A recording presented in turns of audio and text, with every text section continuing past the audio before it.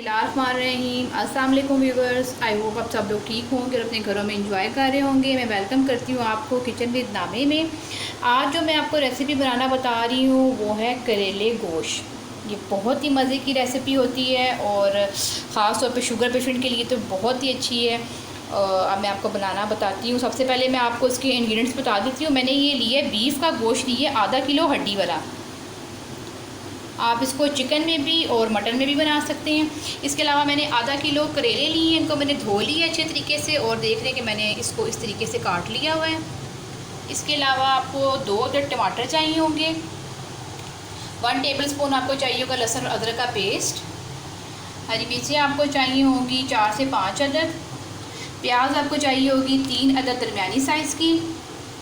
ये dry powder मसाला में हमारे पास नमक है 1 टीस्पून, हल्दी है 1 टीस्पून, सुरख मिर्च है 1 टीस्पून, सूखा धनिया हमारे पास 1 टीस्पून और ज़ीरा हमारे पास है 1 टीस्पून। इसके अलावा ऑयल हम लेंगे 1 कप। इसी में ही हम हांडी भी बनाएंगे अपनी और करेलों को भी हम फ्राई करेंगे। पानी हस्बे ज़ायक़ा हस्बे ज़रूरत आप ले सकते हैं, क्योंकि पानी हमने गोश्त के लिए गलाना है। तो मैं तो प्रेशर कुकर ही लगाऊंगी गोश्त को गलाने के लिए, तो मैं उसके लिए 2 गिलास पानी लूँगी। अगर आप विदाउट प्रेशर कुकर गोश्त को गलाते हैं तो आपको 4 गिलास पानी और आप उसको आधे घंटे के लिए दरमियानी आंच पर रख दीजिएगा। इसके अलावा प्याज आपको चाहिए होंगे आधा किलो, जो कि हम करेलों के साथ ही पहले हम करेलों को फ्राई करेंगे और फिर हम उसके बाद प्याज को भी फ्राई करेंगे, क्योंकि करेले थोड़े कड़वे होते हैं, इसलिए हम उसमें प्याज डालेंगे, ऐड करेंगे ताकि उनकी कड़वाहट को कम कर सकें। अब हम चलते हैं अपनी रेसिपी की तरफ। आई होप आपने सारे इंग्रेडिएंट्स नोट कर लिए होंगे। अब हम अपनी रेसिपी को स्टार्ट करते हैं, तो चलिए फिर स्टार्ट करते हैं। जी, तो जैसे मैंने आपको बताया था कि मैं प्रेशर कुकर का इस्तेमाल कर रही हूँ, तो उसमें मैं बीफ को डाल दूँगी। आप बग़ैर हड्डी के भी इस्तेमाल कर सकते हैं, लेकिन इससे ज़रा मुझे हड्डी वाला ही मिल गया था, इसलिए मैंने इसमें डाल 2 गिलास में मैं पानी डालूँगी ताकि हमारा गोश्त अच्छे तरीके से गल जाए। इसके अलावा मैं इसमें लहसुन और अदरक का पेस्ट डाल दूँगी, हरी मिर्चें डाल दूँगी, टमाटर डाल दूँगी। ये आधा जो मैंने ऑयल लेना था इसमें से मैं ले लूँगी और बाकी हम फ्राइंग के लिए, करेलों की फ्राइंग के लिए रख देंगे। इसके अलावा ये सारे ड्राई पाउडर मसाला हैं, वो भी हम इसमें इसी स्टेज पे ऐड कर देंगे। प्याज भी इसी स्टेज में हम इसमें शामिल कर देंगे। अब हम इसको अच्छे से हिला लेंगे। ये तकरीबन जब इसमें प्रेशर आ जाएगा तो ये 10 मिनट तक हमारा जो मीट है वो गल जाएगा और फिर हम इसको भून लेंगे। अब मैं इसको लॉक कर रही हूँ।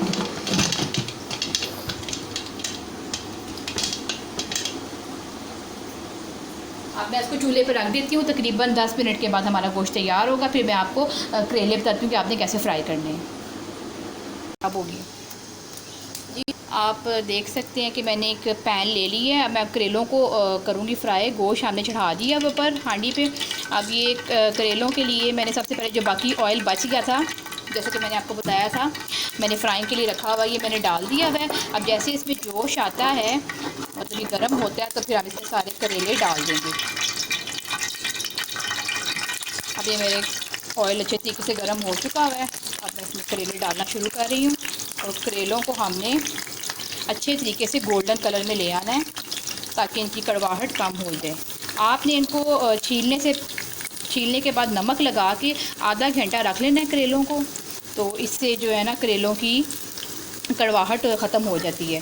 पहले आप करेलों को अच्छे तरीके से धो के काट के फिर आप इसमें करेलों को आधे घंटे बाद धो के दोबारा फ्राई करेंगे, लेकिन मेक श्योर रखिएगा कि करेले आपके सूखे हुए। आप देख रहे हैं कि करेला मेरा सारा सूखा। अगर ये पानी वाले होंगे तो ये बहुत ही सौगी से बनेंगे और बहुत ही नरम से बनेंगे, इसलिए आपने मेक श्योर कर लेना है कि आपके करेले बिल्कुल खुश्क हों।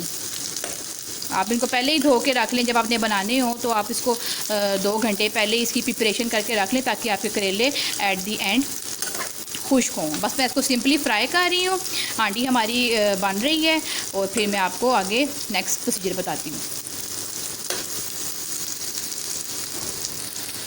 जी, तो व्यूअर्स आप देख रहे हैं कि ये हमारे जो करेलों का कलर है वो काफ़ी हद तक चेंज हो चुका हुआ है और मैं इसको फ्राई کر رہی ہوں. مجھے تقریباً 5 منٹ ہو چکے ہیں اس کو فرائی کرتے ہوئے. ابھی جو اس کا کلر ہے یہ بھی ٹھیک ہے، لیکن میں اس میں تھوڑا سا ڈارک کلر لوں گی، اس کو گولڈن کروں گی کریلوں کو اچھے طریقے سے، تاکہ ان کی جو کڑواہٹ ہے وہ ختم تو خیر نہیں ہوگی لیکن بہت حد تک کم ہو جائے گی، اور بہت ہی اچھے زبردست قسم کے یہ ہمارے تیار ہوں گے. کیونکہ اگر آپ شوگر پیشنٹس کے لیے بنا رہے ہیں تو ان کو آپ کوشش کیجئے کہ کڑوے ہی رہیں، کیونکہ ان کے لیے بہت زیادہ اچھے ہوتے ہیں یہ. اور ان کو یہ لازمی سبزی ویک میں 1 ٹائم تو لازمی بنانی چاہیے، ان کو بنا کے بلکہ دینی چاہیے، تاکہ وہ ان کی شوگر میں افاقہ ہو، کم ہو ان کی شوگر. تو آپ یہ دیکھ رہے ہیں کہ میں ان کو فرائی بھی کرتی جا رہی ہوں. بس اس کو میں تقریباً 5 منٹ مجھے لگیں گے اور فرائی کرتے ہوئے، کہ ہمارے یہ کریلے بھی ڈن ہو جائیں گے. پھر ہم ان کو ڈش آؤٹ کر لیں گے اور پھر ہم اپنی پیاز کو فرائی کریں گے. جی تو ویوز آپ دیکھ سکتے ہیں، میں نے آپ کو بس سمپل دکھانا تھا کہ ہمارے جو کریلوں کا کلر ہے وہ دیکھیں کتنا چینج ہو چکا ہوا ہے. ہمارے کریلے فرائی ہو گئے ہیں. اب میں سمپل ان کو نکال لوں گی آئل میں سے، اس طرح اپنی چھان کے آئل میں سے نکال دینا. جو باقی آئل بچ جائے گا اس آئل میں ہم پیازوں کو فرائی کریں گے. یہ آپ دیکھ رہے ہیں کہ کتنا زیادہ آئل اس نے چھوڑ دیا ہے. ہمارے اب کریلے بالکل تیار ہیں. ان کو سمپلی میں بس نکال لوں گی اور پھر اس کے بعد میں پیاز کو فرائی کروں گی. جی تو ویئرز میں نے کریلے نکال لیے تھے. اب میں سمپل اس میں پیازوں کو ڈال دوں گی. جو میں نے آپ کو بتایا تھا ½ کلو پیاز ہے، ½ کلو کریلے تھے میرے پاس، ½ کلو ہی میں نے اس میں پیاز لی ہے.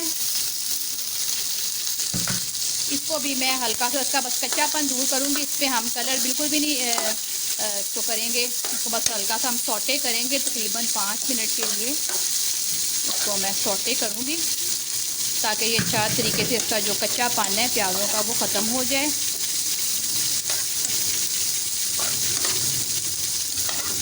اب 5 منٹ تک کے لیے میں اس کو اسی درمیانی آنچ پر ہی پکاتی رہوں گی. پھر میں آپ کو بتاتی ہوں اس کا نیکسٹ پروسیجر. جی تو ویئرز آپ دیکھ سکتے ہیں کہ میں نے 10 منٹ کے بعد پریشر کوکر کو کھول لیا تھا. اب آپ دیکھ رہے ہیں کہ اس کا پانی خشک ہو چکا ہوا ہے اور ہمارا گوشت بھی اچھے طریقے سے اس کو میں نے بھون لیا ہے. ابھی آپ اس میں آپ کو آئل تھوڑا کم ہی لگ رہا ہوگا، کیونکہ ہمارے پاس آئل کریلوں میں بھی ہے جو ہم نے اس کو فرائی کیا تھا، اس وجہ سے ابھی ہم اس میں آئل کو نہیں ڈالیں گے. اب ہم یہ سارے کریلے ہم نے آئل میں فرائی کیے تھے وہ اس میں ایڈ کر دیں گے. آپ دیکھ رہے ہیں کتنا زیادہ آئل اس میں سے ٹپک رہا ہے پلیٹ میں سے، کیونکہ ہمیں جب اس کو نکالا تھا تو اس میں ساتھ ہی کافی حد تک آئل چلا گیا تھا. اور اسی کے ساتھ ہی ہم یہ پیاز کو بھی ڈال دیں گے، جو پیاز میں نے فرائی کی تھی، اس کا کچا پن ہی دور کیا تھا. اب اسی کے ساتھ ہم اس کو تقریباً 5 منٹ کے لیے بھونیں گے. گوشت ہمارا تیار ہے، پیاز بھی تیار ہے، کریلے بھی ہم نے فرائی کیے ہوئے ہیں آلریڈی. بس یہ ہماری اب تیاری کے مراحل ہے، اس کا بالکل تیار ہونے کے قریب ہے. یہ 5-10 منٹ کی ہم اس کی بھنائی کریں گے اچھے طریقے سے، تاکہ سبزی میں گوشت کا جو سارا ذائقہ ہے وہ آ جائے.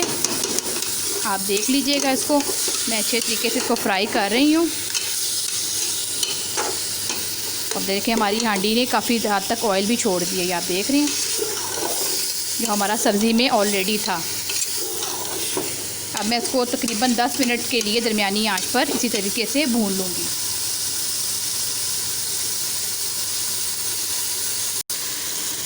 جی تو ویئرز میں نے 10 منٹ اس کو درمیانی آنچ پر اچھے طریقے سے فرائی کر لیا ہوا ہے. آپ دیکھ رہے ہیں کہ اس نے آئل چھوڑنا شروع کر دیا ہے. کونوں میں آپ دیکھ رہے ہیں کہ اس کے اچھے طریقے سے آئل آنا شروع ہو چکا ہوا ہے.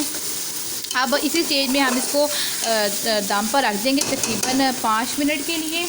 پھر ہم اس کو ڈش آؤٹ کر لیں گے. ہمارے کریلے گوشت بالکل تیار ہے. جی تو ویئرز آپ دیکھ سکتے ہیں کہ ہمارے گرما گرم کریلے گوشت تیار ہیں. یہ بہت ہی مزے کے بنے ہیں اور کتنی آسانی سے میں نے آپ کو یہ ریسیپی بنانا سکھائی ہے. آئی ہوپ آپ کو پسند آئی ہوگی. میں نے کریلے اور قیمے کی ریسیپی بھی اپنے چینل میں بنا کے ڈالی ہوئی ہے. اگر آپ کو وہ ریسیپی بھی چاہیے تو آپ لے سکتے ہیں، نہیں تو میں ڈسکرپشن باکس میں کریلے قیمے کی بھی ریسیپی کو ڈال دوں گی، آپ وہاں سے وہ بھی لے سکتے ہیں. آئی ہوپ آپ کو میری آج کی ریسیپی بہت زیادہ پسند آئی ہوگی. اس کو اپنے فیملیز کے ساتھ، اپنے فرینڈس کے ساتھ شیئر کیجئے. اس کو مزے مزے لے کے کھائیے اور مجھے اپنی دعاؤں میں یاد رکھیں. اب میں ملوں گی آپ سے نیکسٹ ریسیپی میں. تب تک کے لیے مجھے اجازت دیجیے. اللہ حافظ.